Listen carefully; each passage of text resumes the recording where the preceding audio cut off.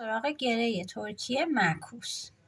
برای گره ترکی معکوس ما همون کارهای قبل رو انجام میدیم، فقط تنها تفاوتش اینه که به جای اینکه اینا رو از پایین سرنخمون رو بیاریم بیرون، سرنخمون رو از بالا میاریم.